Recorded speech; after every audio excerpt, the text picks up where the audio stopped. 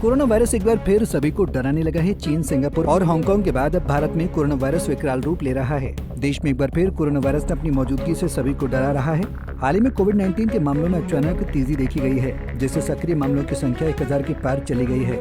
गौर करने वाली बात यह है कि साल 2025 में पहली बार जब कोरोना के सक्रिय मरीजों की संख्या 4 अंकों तक पहुंची है। केरल से लेकर नोएडा तक कोरोना के मरीज देखने को मिल रहे हैं। अभी सुनकर आप भी सोच रहे होंगे कि आखिर कोरोना के अब तक कितने मामले सक्रिय हैं। बातों को ना घुमाते हुए आइए आपको पूरा मामला बताते हैं। दरअसल देश में कोरोना ने एक बार फिर दस्तक दी है। अभी भारत में सामान्य हालात हैं, लेकिन इस वेरिएंट के चलते यहाँ देश में एक बार फिर कोरोना के मामले सामने आने लगे हैं। जानकारी के मुताबिक इस बार वायरस का रूप थोड़ा बदला हुआ है, जिससे संक्रमण का तीसरा और असर भी नजर आ रहा है। कहां मिले कोरोना के मरीज? भारत में एक बार फिर कोरोना के मामले बढ़ते नजर आ रहे हैं। अगर देखा जाए तो फिलहाल केरल सबसे ज्यादा प्रभावित राज्य है, जहां 430 एक्टिव केस दर्ज किए गए हैं। इसके बाद महाराष्ट्र में 209, दिल्ली में 104 और कर्नाटक में 47 सक्रिय मरीज हैं। खासकर दिल्ली में अचानक 100 से ज्यादा मामले सामने आने से स्वास्थ्य विभाग अलर्ट हो गया है। दिल्ली से सटे नोएडा में भी संक्रमण फैलने की आशंका बढ़ गई है। सोमवार को एक 55 वर्षीय महिला के पॉजिटिव आने के बाद प्रशासन ने वहां टेस्टिंग बढ़ाई है। जानकारी के मुताबिक नोएडा में बीते मंगलवार को कोरोना के 9 नए केस सामने आए हैं। अब वहां कुल 10 एक्टिव केस हैं और सभी को होम आइसोलेशन में रखा गया है। अंडमान निकोबार, अरुणाचल प्रदेश, असम, हिमाचल प्रदेश और जम्मू कश्मीर जैसे राज्यों में फिलहाल कोई एक्टिव केस नहीं है। वहीं बिहार में कोरोना के 2 नए मरीज मिले। बता दें कि कोरोना वायरस की वजह से महाराष्ट्र में 4, केरल में 2 और कर्नाटक में 1 व्यक्ति की मौत हुई है। हालांकि दूसरी तरफ राहत की बात यह है कि इस दौरान 305 मरीज पूरी तरह ठीक भी हुए हैं।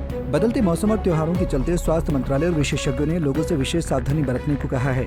भीड़-भाड़ वाली जगहों पर मास्क पहनने, हाथों की सफाई रखने और कोविड के लक्षण दिखने पर तुरंत टेस्ट कराने की सलाह दी गई है। बहरहाल भारत एक बार फिर कोरोना के कहर से गुजर रहा है। कोरोना के इस कहर से बचने के लिए सावधानी बरतना जरूरी है। देश में फिर से लॉकडाउन जैसी स्थिति उत्पन्न न हो, इसके लिए भी सतर्क रहना आवश्यक है। कोरोना के लक्षण दिखने पर स्वास्थ्य केंद्र पर जाकर जांच कराएं और खुद को परिवार में अलग कर दें, जिससे संक्रमण को रोका जा सके।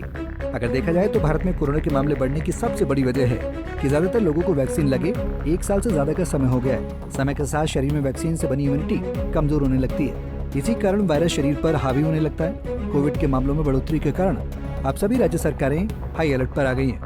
दिल्ली में तो कोविड अस्पतालों पर भी नजर रखी जा रही है। फिलहाल देश में हालात सामान्य हैं, लेकिन जरूरी है कि ऐसे समय में हम सभी सतर्क रहें, मास्क पहने, भीड़भाड़ वाले इलाकों में जाने से बचें और जरूरत पड़ने पर कोविड-19 टेस्ट कराएं। कोविड की केस अभी नियंत्रण में, लेकिन समय बदलते देर नहीं लगती है। अब कोरोना वायरस को हल्के में लेने की गलती किसी को नहीं करनी चाहिए, क्योंकि इसी कोरोना वायरस ने बेगुनाह लोगों की जान लेकर कई हंसते खेलते परिवारों के घरों को उजाड़ा है।